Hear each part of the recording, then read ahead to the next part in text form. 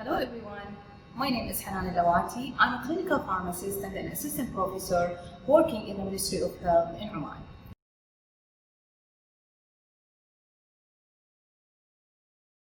I recall that on November 9 in the year 1989, I was watching the news of the fall of the Berlin Wall with my parents, and it was really exciting.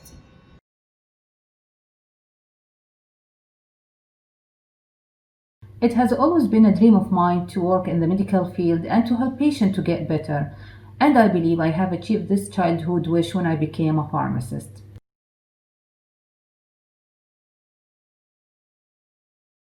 Let me start by taking you back to the year 2004. Rifacoxib, an non-steroidal anti-inflammatory drug that many consider to be a magical painkiller, including many of my patients here in Oman.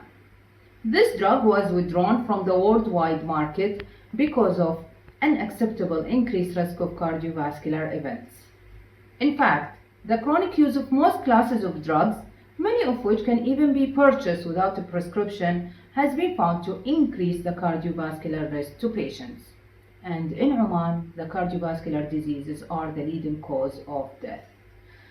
The bad news is that this cardiovascular toxicity is linked to the extent of accumulation of these drugs in the cardiac tissue. While the good news is that we can reduce this accumulation, and this is where my research comes in. We decided to design and formulate a smart drug delivery system that relies on nanomedicine therapeutic targeting strategies to deliver existing medications to the site where they are needed the most and away from the heart and other healthy tissues. And you might be wondering, don't we have enough effective medications to fight diseases with? And the answer to this question is yes, we do have a large number of medications, but we do not have a way to control the distribution of these drugs once inside the body. And the moment the medicine is taken, it distributes in the entire body, including to the heart, thus causing all sorts of undesirable side effects.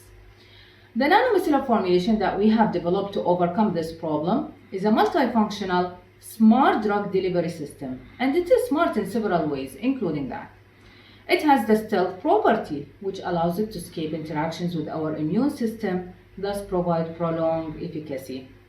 It is a multifunctional system because it can carry one drug, it can carry several drugs, it can carry vaccines, and also it can carry diagnostic imaging tool, which we have used in our experiment.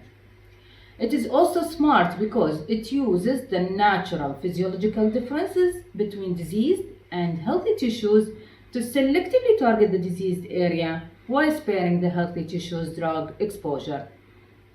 These could be tumor cells for patients with cancer or inflamed joints of patients with autoimmune diseases such as rheumatoid arthritis. Our experiment has shown that the nanomicellar drug delivery system can substantially improve the cardiovascular safety profile of the encapsulated drug. Thus, I'm proposing this system to break the wall of the cardiovascular risk of medications.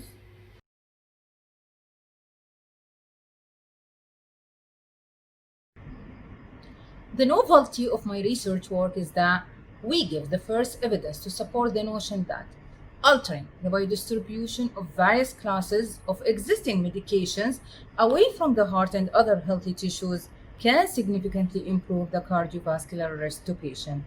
And the nanomicellar formulation we have developed, which are among the new generations of nanomedicines, can be used as an effective tool in achieving this goal.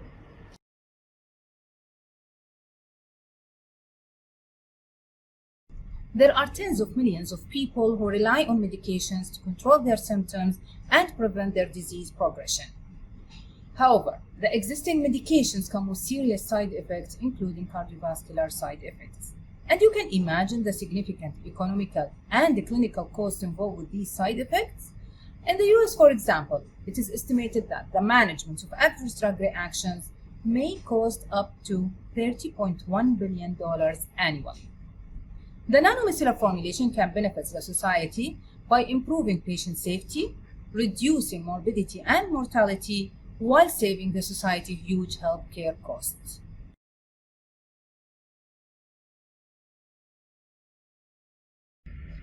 It is common for pharmacokinetic studies analyzing drug distribution in the body to be carried out using the intravenous route of administration, as we did in our experiment. But the oral route of administration remains the preferred route for many patients due to its convenience. Thus, we have carried out a preliminary experiment using the oral route of administration, and the results were very promising. But the question of suitability of the oral route of administration still remains to be fully answered.